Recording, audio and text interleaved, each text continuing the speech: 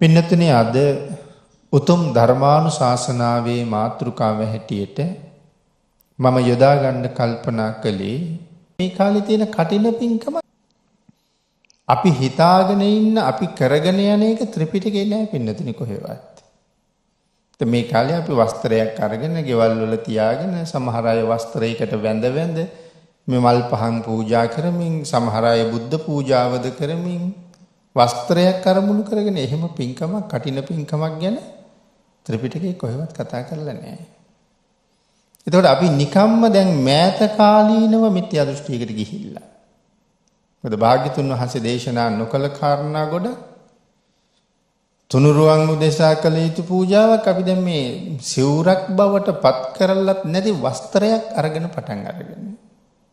ඒවා ධර්මයේ නැති දේවල්. ඒ නිසා මේ එක එක දේවල් හදාගෙන අපි ධර්මයෙන් ගොඩක් ඈතට ගිහිල්ලා කටිනේ කියලා කියන්නේ පින්නතනේ විනය කර්මයක්. ඒතර කටින චීවරය ගෙනහිලා භාග්‍යතුන් වහන්සේ ළඟ තියන්න එපා කියලා කියන්නේ.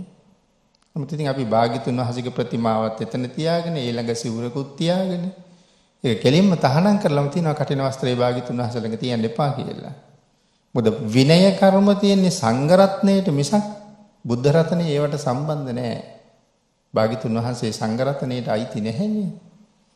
සමහර අය කතා කරනවා භාග්‍යතුන් වහන්සේ සංඝ රත්නයේ නියෝජනය කරනවා කියලා. ඉතින් භාග්‍යතුන් වහන්සේ සංඝ රත්නයේ නියෝජනය කරනවා වුණොත් අපිට ත්‍රිවිධ රත්නයක් නැතුව යනවා.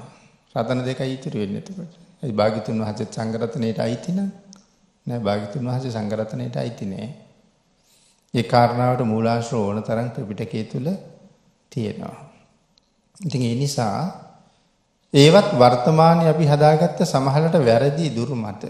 ඉතින් ඒක දිහා බලාගෙන ඉන්න තවත් කෙනෙක් ලබන සැරේ අපේ ගෙදරත් කරන්න ඕනේ මීටත් වඩා ඉහළින් අපි කරන්න ඕනේ කියලා ඒ සැලකිල්ල ඊට පස්සේ වස්ත්‍රයකට ඊටත් වඩා ඉහළින් දක්වන්න පටන් ගන්නවා.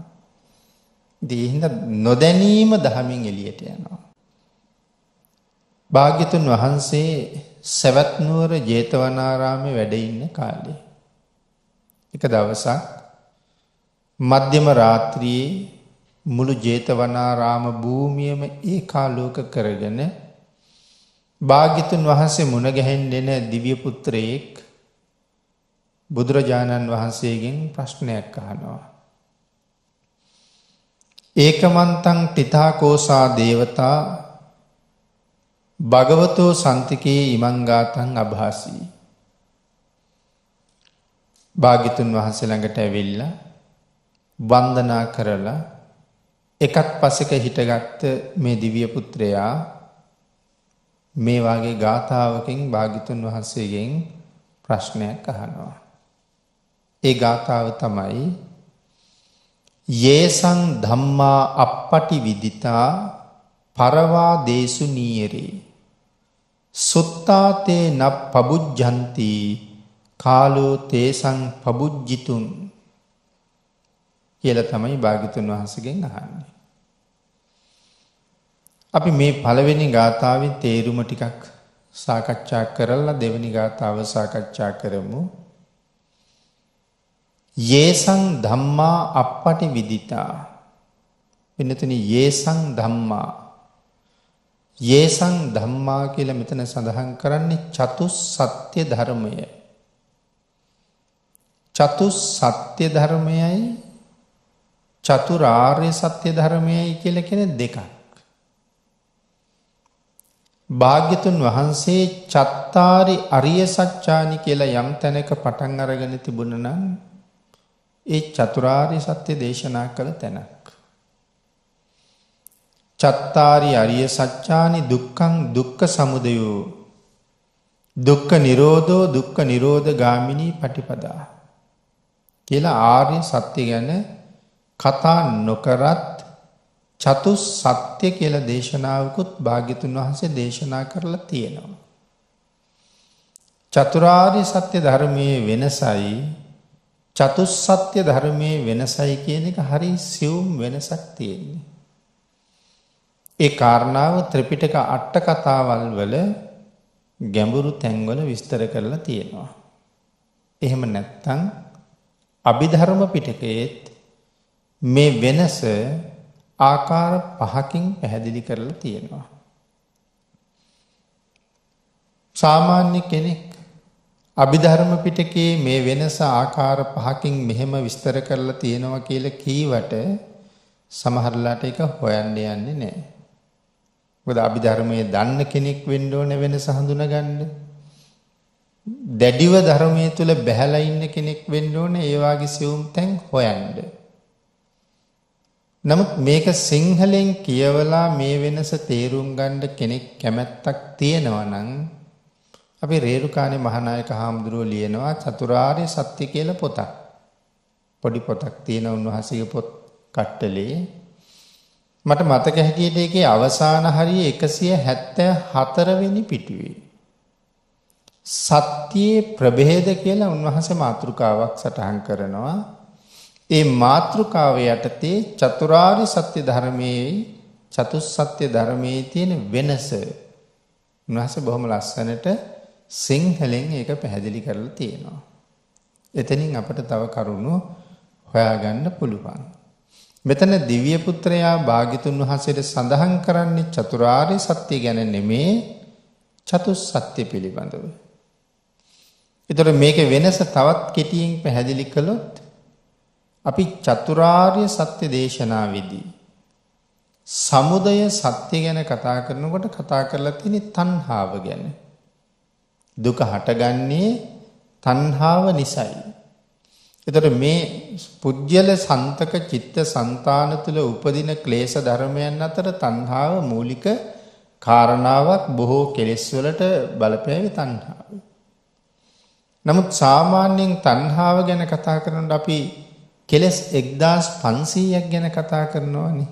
තණ්හාව ගැන නෙමෙයි කෙලෙස් ගැන කතා කරනකොට. රේරුකානේ නායක හාමුදුරුවෝම කෙලෙස් 1500 කියලා මේ කාරණාව විස්තර කරලා පොතක්ම ලියලා තියෙනවා. එතකොට චතුස්සත්‍ය දේශනාවේ සමුදය සත්‍ය ගැන කතා කරනකොට තණ්හාවෙන් විතරක් නතර වෙලා නැහැ. මේ කෙලෙස් 1500ම ගැන කතා කරනවා. ඉතින් සාමාන්‍ය මේ දෙකේ වෙනස මොකක්ද කියලා දැනගන්න කතා කළොත් චතුරාර්ය සත්‍යයේදී සමුදය සත්‍ය තුල තණ්හාව පමණක් කතා කරනවා. චතුස්සත්‍ය දේශනාවේ සමුදය සත්‍ය තුල කෙලෙස් 1500 පිළිබඳවම කතා කරනවා. ওই වෙනස සාමාන්‍යයෙන් අපිට හඳුනගන්න පුළුවන් මේ දෙක වෙනස් වෙන්නේ මෙන්න මේ කාරණාව නිසා කියලා.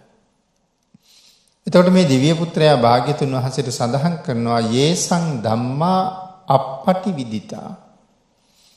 එතකොට ඇයි අප්පටි විදිතා කියලා කියන්නේ? යමෙක් මේ චතුස්සත්‍ය ධර්මය ඥාණයෙන් අවබෝධ කරලා නැත්තම් අප්පටි විදිතා කියලා කියන්නේ ඒකයි ඥාණයෙන් අවබෝධ කරලා නැත්තම් පරවාදේසු නීරි. ඔහු පරවාදයන්ට ගමන් කරන්න තියෙන ඉඩකඩ බොහෝම වැඩි. මෙතන පරවාද කියලා කියන්නේ මිත්‍යා දෘෂ්ටි වලට ගමන් කරන්න තියෙන ඉඩ වැඩි කියන කාරණාව. භාග්‍යතුන් වහන්සේ ලෝකේ පහළ වුණ කාලේ අපි අහනවා දෙසටක් මිත්‍යා දෘෂ්ටීන් තිබුණා කියලා. නැත්නම් දෙසටක් ආගම් තිබුණා. ඒ සියල්ලම අයිති වෙන්නේ මිත්‍යා දෘෂ්ටි ගණයට. එහෙම නැත්නම් අන්‍ය තීර්ථකයන්ගේ වාද නැත්නම් ඔවුන්ගේ දහම් මේ ඔක්කොම අයිති වෙන්නේ මේ මිත්‍යා දෘෂ්ටි කියන ගණයට.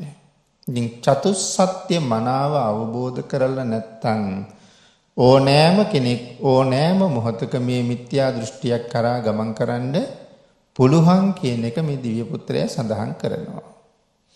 මෙතන නීයරේ කියලා සඳහන් කරාම ගෙනියනු ලබනවා, මෙහෙයවනු ලබනවා. පරවාදයන් කරා ගෙනියනු ලබනවා නැත්නම් මෙහෙයවනු ලබනවා. එතකොට කෙනෙක් පරවාදයන්ට ගමන් කරනවා කියලා කියහම තමන් විසින්ම ගත්ත තීරණයක් මත වැරදි දෘෂ්ටීන්ට යන්නත් පුළුවන්. එහෙම නැත්නම් අනුන් විසින් අපිව වැරදි මගට අරගෙන යන්නත් පුළුවන්. මේ ආකාර දෙකම පැහැදිලි කරනවා.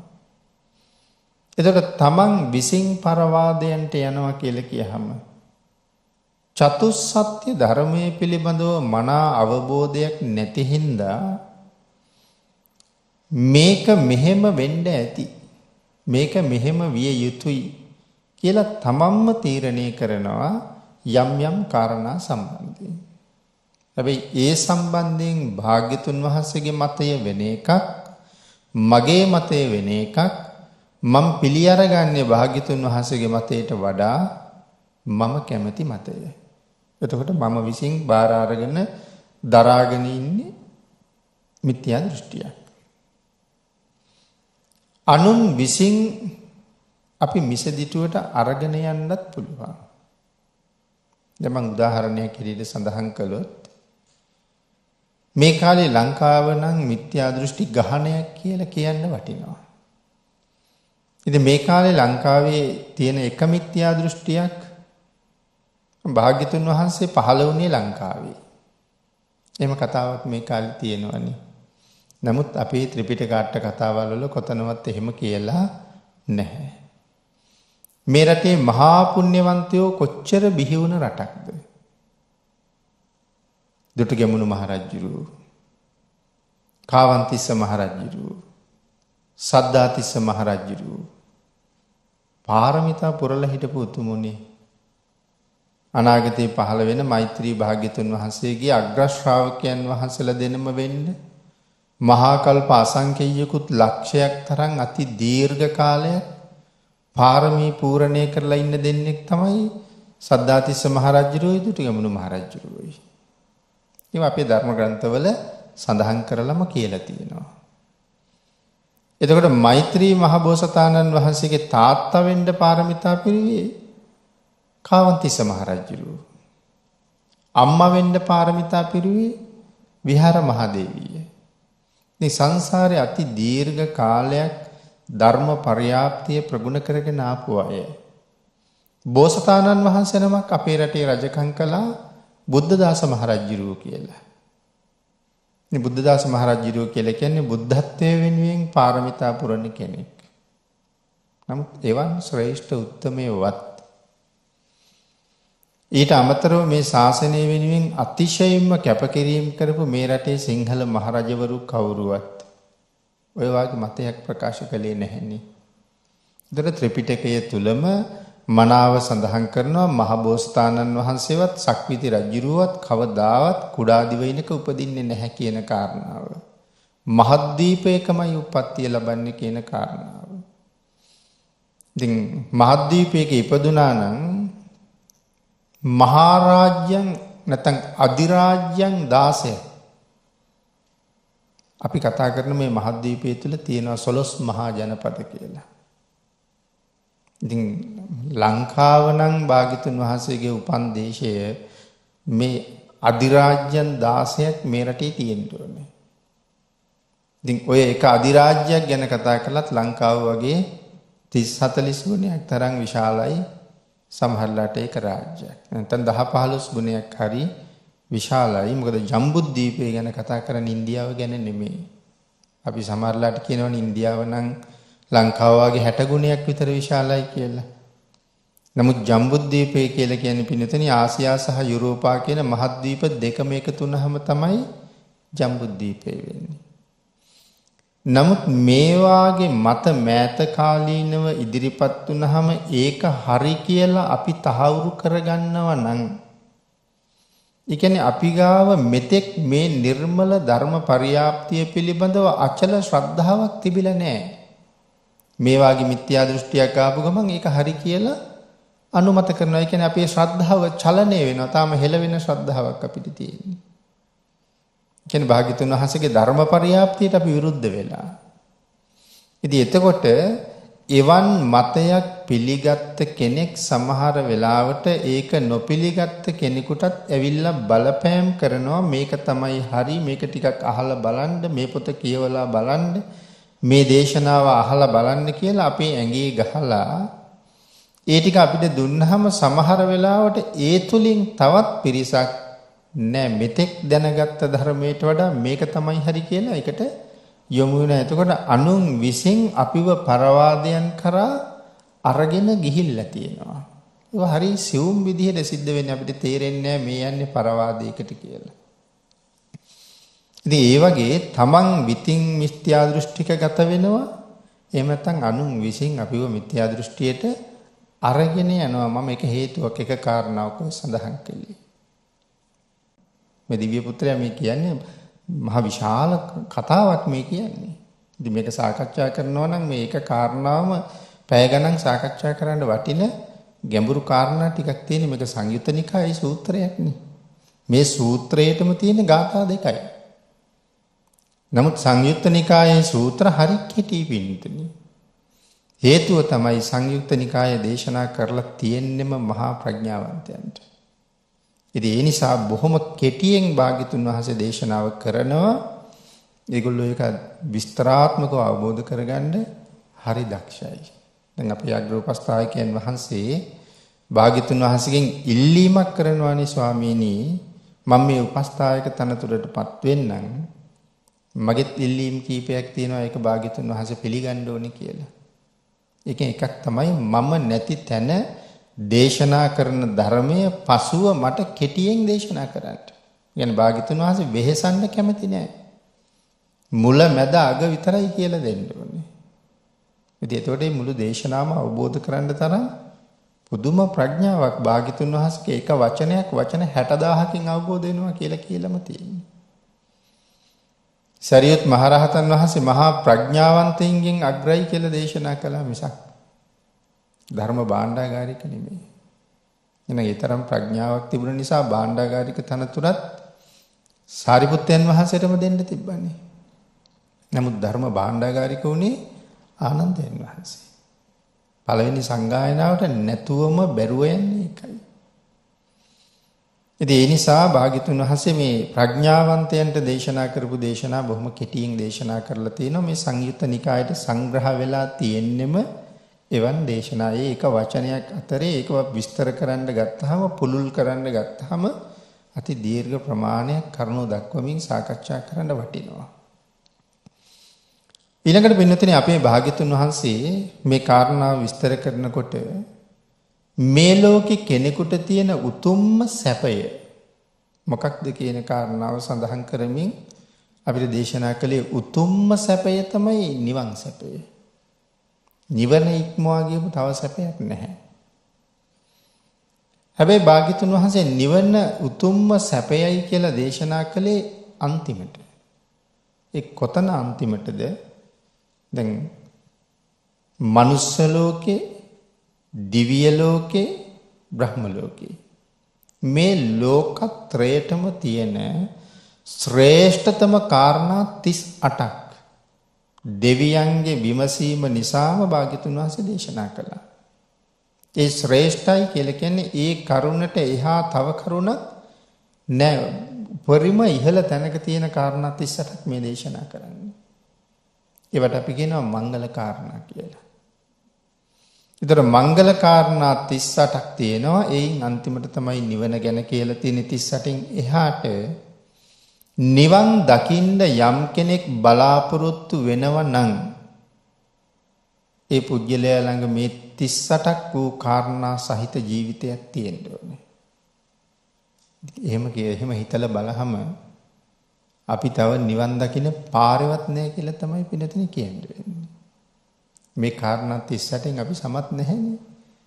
නිවන් දකිත්වා කියලා කියනකොට සාදු කිව්වා කියලා නිවන් දකින්නේ නැහැ නේ කවදාවත්. එතෙන්ට යන පිළිවෙලක් අනුපූර්ව ප්‍රතිපදාවක් දේශනා කරනවා. ඉතින් මේ අනුපූර්ව ප්‍රතිපදාවේ මුලින්ම තියෙන්නේ සත්පුරුෂෝ ඇසුරු කරන්න කියලාත් නෙමෙයි. එන භාග්‍යතුන් වහන්සේ මුලින්ම දේශනා කළේ අසේවනාච බාලාන. බාලයන්ගෙන් අයින් වෙලා ඉන්න කියලා. දෙවනියට තමයි දේශනා කළේ පණ්ඩිතානංච සේවනා. එහෙනම් බාලයන් ඇසුරු කරන එක නිවනට කොයිතරම් බාධාවක්ද කියන එක මනාව තහවුරු කරනවා මේ මංගල කාරණා 38 මුලින්ම දේශනා කළේ අසත්පුරුෂයන්ගෙන් ඈත් වෙලා ඉන්න කියලා. එතකොට අසත්පුරුෂ ආශ්‍රය නිසා තමයි ප්‍රධාන වශයෙන් කෙනෙක් මිත්‍යා දෘෂ්ටියට යනවා නම් යන්නේ. අසත් පුරුෂයා තමයි කෙනෙක් මිත්‍යා දෘෂ්ටියට ඇදගෙන යනවා නම් ඇදගෙන යන්නේ. ආන් ඒක නිසා අසත් පුරුෂයාගෙන් ඈත් වෙන්න කියන කාරණාව විශේෂයෙන් දේශනා කළා. කොච්චර හොඳ කෙනෙක් වුණත් නිතර නිතර නරක වචන කතා කරනවා නම් තමන් ඇසුරු කරන අය කරන්නේ නරක වැඩ නම් කතා කරන්නේ නරක වචන නම් අර හොඳ පුද්ගලයාත් ක්‍රමානුකූලව ඒ තැනට වැටෙනවා මිසක් කවදාවත් අර පල්ලෙහි ඉන්න අය තමන්ගේ මට්ටමට එන එක බොහොම අඩුයි. ඒක නිසායි දේශනා කළේ ඇසුර සඳහා යම් කෙනෙක් තෝරා ගන්නවා නම් හැම වෙලාවකම තෝරා ගන්න ඕනේ තමන්ට වඩා ගුණයෙන් උසස් කෙනෙක්. එහෙම කෙනෙක් මුණ නොගැහෙනවාම නම් සමාන කෙනෙක් ඇසුරු කරන්න. තමන්ට වඩා ගුණයෙන් වැඩි කෙනෙක් ඇසුරු කරනකොට දවසින් දවස තමන්ගේ ගුණ වැඩෙන්න පටන් ගන්නවා. ඒ ආශ්‍රය කරන අය මට වඩා උඩින් ඉන්නේ. හැබැයි සමාන කෙනෙක් ඇසුරු කරනකොට මට වැඩෙන්න දෙයක් නැහැ. හැබැයි පවතින මට්ටමින් හරි පවතින්න පුළුවන්කම තියෙනවා. නමුත් පහත් කෙනෙක් ඇසුරු කරන්න යොමු වුණොත් අනිවාර්යෙන් බොහෝ වෙලාවට වෙන්නේ ඉහළ ඉන්න කෙනා පහළට වැටෙනවා මිසක් පහළ ඉන්න කෙනා මංගාවට එනවා කියන එක වෙනවා බොහොම අඩුයි. ඉතින් උදාහරණ ඕන තරම් මේ කාරණා වෙනුවෙන් පින්නතුනි සාකච්ඡා කරන්න පුළුවන්. අපි හිතමු යම් ප්‍රමාණයක් හරි ධර්මයේ පිළිබඳව අවබෝධයක් තියෙන සංසාරي පිළිබඳව අවබෝධයක් ඇතුව කටයුතු කරන කෙනෙක් ඇසුරු කරන යාළුවෝ පිරිස. අපි කියමු අපේ කාර්යාලය යාළුවෝ පිරිස කියලා. විවේකයක් ලැබුණා නම් ඒ අය එකතු වෙලා මොනවා හරි අල්ලාපයක් සල්ලාපයක් කියලා hina වෙමින් ඉන්නවා දැකලා අර යම් ප්‍රමාණයකට ධර්ම කරුණු දන්න කෙනා උත්සාහ කරනවා අනේ මගේ පිරිස මේ අයටත් මම දන්න දේ කියලා දීලා මේ වචනයෙන් පවා රැස් කරගන්න අකුසලයෙන් මේ අය බේරගන්න තිබුණා නම් කොච්චර හොඳයිද කියලා අර පිරිස ළඟට ගිහිල්ලා ධර්ම කාරණාවක් කියන්න පටන් ගන්නවා. සාවධානව ටික වෙලාවක් ඇහුම්කන් දීගෙන හිටියත් ඊට පස්සේ අර පිරිසේ කෙනෙක් මේ කියන ධර්ම කාරණාවට සාපේක්ෂව එයා පටන් ගන්නවා සමහරලාට ඔය වාගේ සිද්ධියක් අපිටත් දවසක් වුණා. ඔය වාගේ සිද්ධියක් මටත් දවසක් වුණා. කියලා දැන් ඊට පස්සේ මේකට ඇහුම්කන් දෙන එක පැත්තක තියලා එයා එයාගේ සිද්ධිය කියන්න පටන් ගන්නවා. අනික් අයත් ඒක අනුමත කරන්න පටන් ගන්නවා. අන්තිමට මේගොල්ලන්ට උදව්වට ආපු කෙනාටත් සිද්ධ වෙන්නේ ඒගොල්ලන්ගේ කතාව අහගෙන සමහරලාට ඔළුව හොල්ලලා හරි අනුමත කරන්න. එතකොට අන්න ඒගොල්ලෝ මගේ තැනට ආවේ නෑ. හැබැයි මට සිද්ධ වුණා ඒගොල්ලන්ගේ ගොඩට වැටෙන්න. ඒක හරි සූම් විදිහට වෙන්නේ. අපි කියමු අපි ඇසුරු කරන යහළුවෙක් මිත්‍රයෙක් ඉන්නවා සමාජයේ සම්බන්ධ පුදුමාකාර හිතවත්කමක් තියෙනවා. සාර ධර්ම පරිහානිය පිළිබඳව ලොකු දුකක් තියෙනවා. අනාගත පරපුරේ විනාශය පිළිබඳව ලොකු කම්පනයක් තියෙනවා. ඒ නිසා මේ සාර ධර්ම පරිහානියෙන් අනාගත සමාජයේ බේරගන්න ඔහු දිවා රාත්‍රී ලොකු පරිශ්‍රමයක යෙදෙනවා කැපකිරෙනවා. හොඳ මිනිසෙක්. නමුත් ඔහු ධර්මයේ පිළිබඳව ලොකු අවබෝධයක් ඔහුට නැහැ. උවමනාව තියෙන්නේ පිරිහෙන සමාජයේ කොහොම හරි පිරිහෙන තැනින් ගොඩ ගන්න. ඒ හින්දා ඊගොල්ලන්ට ඒ කාරණාව දැනුවත් කරන්න විවිධ ක්‍රම විවිධ දේශන ඔහු පවත්වනවා. ඒ වගේ ප්‍රතිඵලයක් හැටියට කල්පනා කරනවා ගීතයක් තුලින් මේ අයට මේ කාරණාව දෙන්න ලැබුණොත් මීට වඩා සාවධාන වෙයි. මොකද හැමෝම ගීත අහන්න කැමතිනේ. ඒක නිසා එහෙම අදහසක් ඇති කරගෙන දැන් ගීතයක් ලියනවා. නමුත් ඔහුගෙම තවත් මිත්‍රයෙක් ඉන්නවා නිවන අරමුණු කරගෙන ලොකු කැපකිරීමක් ඒ වෙනුවෙන් කරන කෙනෙක්. සමහරලාට කලාතුරකින් හරි තමන්ගේ අර මිත්‍රයා මුණ ගැහිලා ටික වෙලාවක් කතා බහ කර කර ආගිය තොරතුරු ගැන කතා කරනකොට මිත්‍රයා අපිට කියනවා මම මේ කාලේ මෙන්න මේ වාගේ වැඩක යෙදෙනවා මේ සමාජයේ සම්බන්ධයෙන්. ඒ නිසා මම ගීතයක් ලිව්වා. මේක ටිකක් අහලා බලන්න.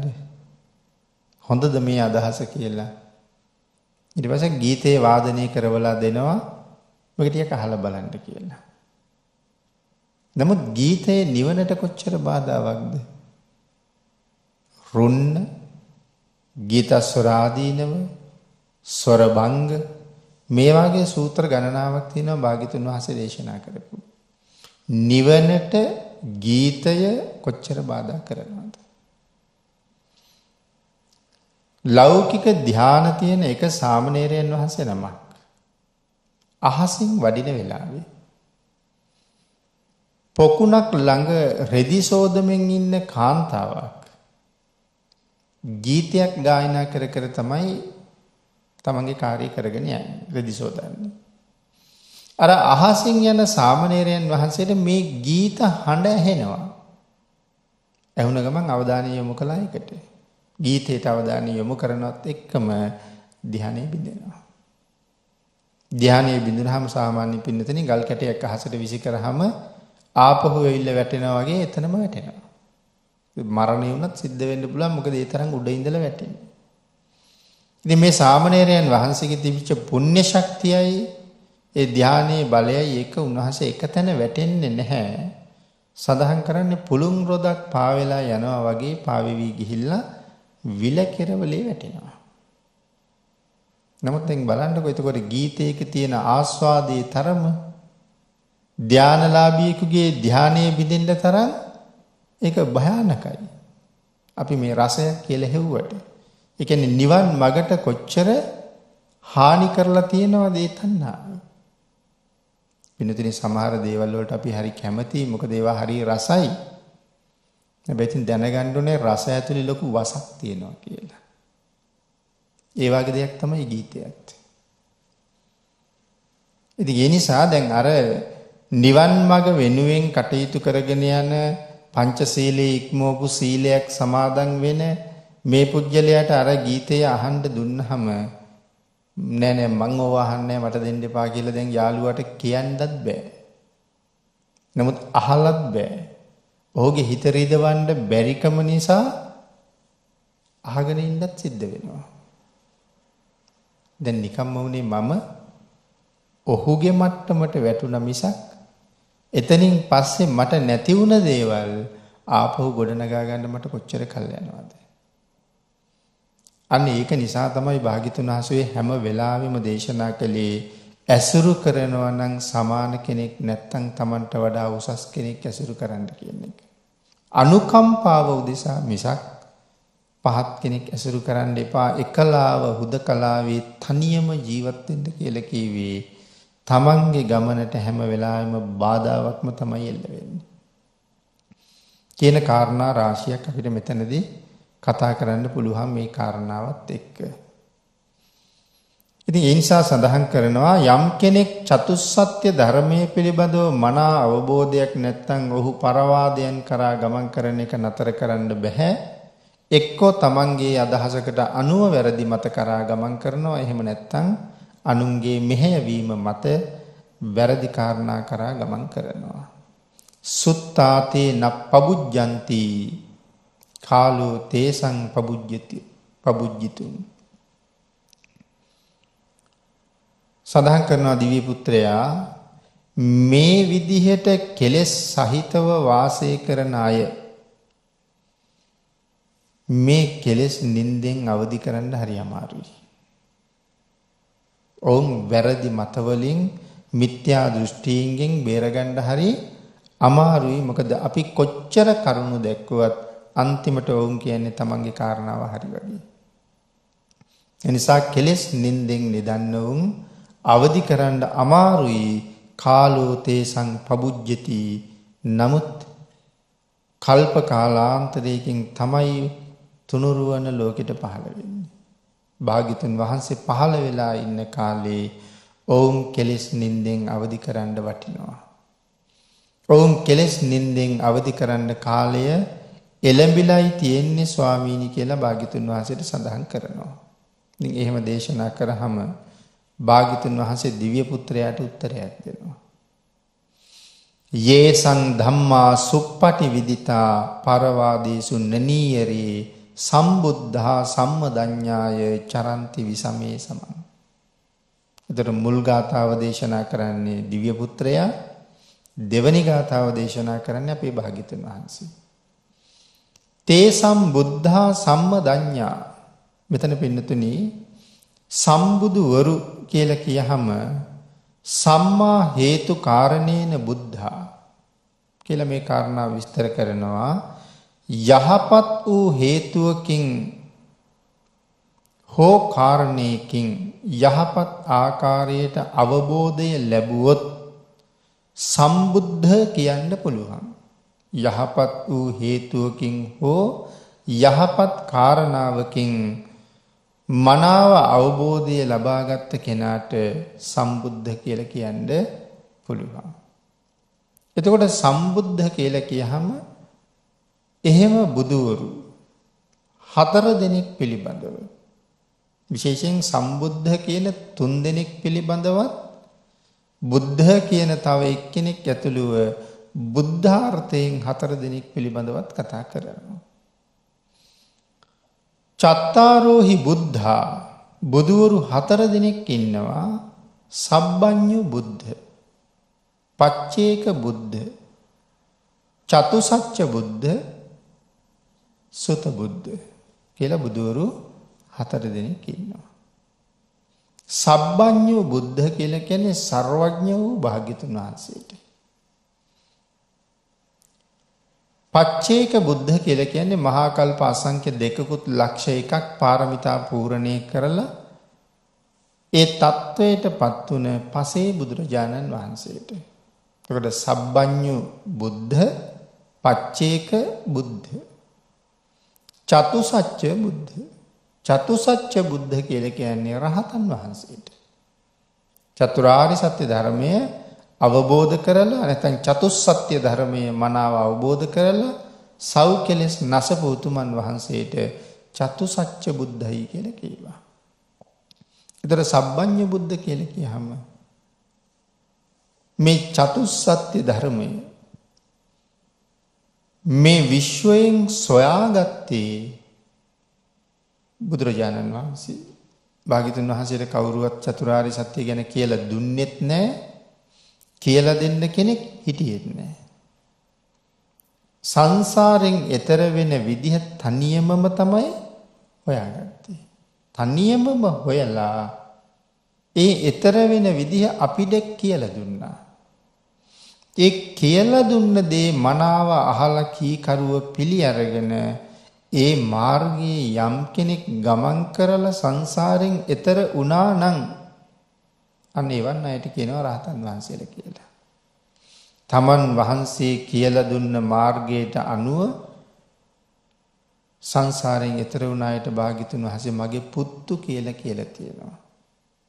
තාත්තා කියපු දේ හරියටම කරගෙන යන දරු පිරිසක් වගේ භාග්‍යතුන් වහන්සේ පෙන්නපු මාර්ගයේ හරියටම ගමන් කරපු කෙනා සංසාරයෙන් එළියටම යනවා.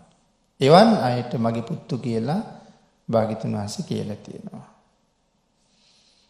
චතුසච්ච බුද්ධ, රහතන් වහන්සේ සුත බුද්ධ. ඊළඟට සුත බුද්ධ කියන්නේ කාටද? බොහෝ දේවල් අහලා, ඒ කියන්නේ ශිල්ප, කලා, ඥාන මේ නොඑක් දේවල් අහලා තමයි දැනගෙන තියෙන්නේ. අනුන්ගෙන් අහලා කෙරවලක් දක්වා ඉගෙනගෙන තියෙනවා. සුත බුද්ධයි. දැන් කාලිංග බෝධි ජාතකෙත් මේ කාරණාව සඳහන් කරනවා. කාලිංග සක්විති රජුරුවන්ගේ පුරෝහිත බ්‍රාහ්මණයා රජුරුවන්ගේ යතා අහසින් ගිහිල්ලා මදක් නතර වුණාම මග තැනක යතා යන්නෙම නැති නිසා හේතුව මොකක්ද කියලා පුරෝහිත බ්‍රාහ්මණයා පරීක්ෂා කරාම දැනගන්නවා මේක ලෞතර බුදුවරු බුදු වෙන බෝධි මණ්ඩලය. මේ බෝධි මණ්ඩලයට උඩින් මේ ඇතා කොහොමවත් යන්නේ නැහැ. නමුත් ඇතා ඉදිරියට දක්වන්න ඕන නිසා හෙන්ඩුවෙන් ඇනලා නොඑක් දේවල් කරලා ඇතා දැන් මැරිලා ඉන්නේ. නමුත් සක්විති රජුගේ පුණ්‍ය මහිමේ නිසා ඇතා වැටෙන්නේ නැහැ. ඒ නිසා ඇවිල්ලා කියනවා මහරජා ඔය ඇතා යන්නේ නැහැ උතනින් එහාට. දැන් ওই සතා මැරිලා ඉන්නේ. වෙන සතෙක් අදිෂ්ඨාන කරන්න කියලා. ඉතින් අදිෂ්ඨාන කරාම රජුරුවන්ගේ පිනෙන් වෙනත් අහසින් යන ඇතෙක් ආවට පස්සේ ඇතාගේ පිටට ගොඩ වුණාම මේ ඇතා වැටෙනවා. ඊට පස්සේ රජුරුවත් බහැලා බලනවා ඇයි මේ? ඉතින් එතකොට මනාව සුදු වැලි තලාව රිදීවන්ව බැබලෙමින් තියෙනවා. පුරোহিত බ්‍රාහ්මණයා සඳහන් කරනවා වටපිට බලන්න හොඳට. එක තනකොළ කෙන්දක්වත් මේ සුදු වැලි තලාවේ තියෙනවද කියලා. අනික ආවට බලන්න. මේ වටේට තියෙන හැම ගහක්ම මේ බෝධි මණ්ඩලයේ හිස නවාගෙන ඉන්නවා වගේ මල්පල දරාගෙන මේ පැත්තට නැමිලා තමයි තියෙන්නේ. කවදා හරි බුදු වෙන්න පාරමී අවසන් කළ බෝසතාණන් වහන්සේ බුද්ධත්වයේ සඳහා වැඩම කරලා ලෞතර බුදු බව ලබන්නේ මෙතනම තමයි. මේක තමයි බෝධි මණ්ඩලය කියලා. ඉතින් එතන ඉඳලා කාලිංග රජුරෝ දවසකට මල් කරත්ත 60000ක් පූජා කළා කියලා කියනවා බෝධි මණ්ඩලයට. නමුත් රජුරෝ ඒ වෙලාවේ අහනවා නුඹටද බුද්ධ කියන්නේ කියලා. තමන්ගේ පුරোহিতකින් අහනවා නුඹ වාගේ අයටද බුද්ධ කියන්නේ කියලා. ඒතර කියනවා නෑ මහරජා මම සෝත බුද්ධයි. මේ දේවල් ඔක්කොම මම අහලා දැනගෙන ඉගෙනගෙන ඉතින් හින්දා මට කියන්නේ සෝත බුද්ධ කියලා. ඒ බොහෝ දේවල් අසා දැනගත් අය සෝත බුද්ධයි. චරන්ති විසමේ සමන් සම්මදඤ්ඤා කියලා කියන්නේ සම්මා අඤ්ඤා කියන එක. සම්මා කියන වචනේ යම් තැනක එකතු වුණා නම් යහපත් කොට මනාව දැනගත්ත නිසා. එහෙනම් අපි මේ බුද්ධ කියලා හැමෝටම යෙදුවට සම්මා සම්බුද්ධ කියලා හැමෝටම යෙදෙන්නේ නෑ. සම්මා සම්බුද්ධ කියලා යෙදෙනවා නම් ඒ භාග්‍යතුන් වහන්සේට විතරයි. ඒ නිසා චරන්ති විසමේ සමන්. ඒ මනාව දැන අවබෝධ කරගත්ත උතුමන් වහන්සේ විසම වූ ප්‍රජාව අතරේ සම ලෙස හැසිරෙනවා. මේ කාරණාව ටීකාවේ නම් විස්තර කරනවා. විසම වූ ප්‍රජාව අතරේ සමව හැසිරෙනවා කියලා කියහම කාය වාක් මනෝ කියන ద్వාරත්‍රයෙන් වැරදි කරන නිසා විසමයි කියලා කියනවා. තිදොරින් වැරදි කරන නිසා විසමයි කියලා කියනවා. නමුත් තිදොරින් කෙරෙන වැරදි නතර කළා නම් සමයි කියලා සඳහන් කළා. රාග දේශ මොහ ආදී කෙලෙස් වලින් යුක්ත නිසාත් විසමයි කියලා කියනවා. ඒ වගේ මිදුන නිසා සමයි කියලා කියනවා. විසම වූ ප්‍රජාව අතරේ එහෙම නැත්තම් කෙලෙස් ඇති අය අතරේ කෙලෙස් නැතුව වාසය කරනවා නම් ගැටෙන අය අතරේ නොගැටී වාසය කරනවා නම් ඇලෙන අය අතරේ නොඇලී වාසය කරනවා නම් ආර්ය සත්‍ය අවබෝධ කළ උතුමන් වහන්සේගේ ස්වභාවය ඒකයි. බිය වූ ප්‍රජාව අතරේ බිය නැතුව වාසය කරනවා නම් ඒ හැම කෙනෙක්ම සමයි. කියන්නේ විසමයි කියන එකෙන් බැහැර වෙච්ච මනා ජීවන රටාවක් සහිතව මිත්‍යා දෘෂ්ටියන්ගෙන් ඈත් වෙලා ගත කරන උතුමන් වහන්සේලා. කෙනෙක් කරන අකුසලයටවත් කවදාවත් තමන්ගේ ප්‍රතිපත්තිය පාවා දෙන්නේ නැහැ. කුසලයක් තුලවත් අකුසලයක් තුලවත් ඒ යහපත් ප්‍රතිපත්තිය පාවා දෙන්නෙම නැහැ. එවන් උතුමන් වහන්සේලා මනාව චතුස්සත්‍ය ධර්මය අවබෝධ කළා. උන්වහන්සේලාගේ මඟ පෙන්වීමෙන් යමෙක් ඒ සත්‍ය අවබෝධ කළා නම් ඔවුන් මේ සංසාරයෙන් එතර වෙනව කවදාවත් මිසදිටු ගත වෙන්නේ නැහැ කියන කාරණාව මේ දිව්‍ය පුත්‍රයාට භාග්‍යතුන් වහන්සේ පැහැදිලි කරමින් චතුස්සත්‍ය අවබෝධ කරගත්ත පුජ්‍යලයා කෙලෙස් නින්දෙන් නිදියන්නේ නැහැ කියලා මේ කරුණ පැහැදිලි කරනවා. ඉතින් අපිට දේශනාවට තියෙන කාලය නිමා වෙන නිසා අපි ධර්මානුශාසනාව මෙතනින් නිමා කරමු.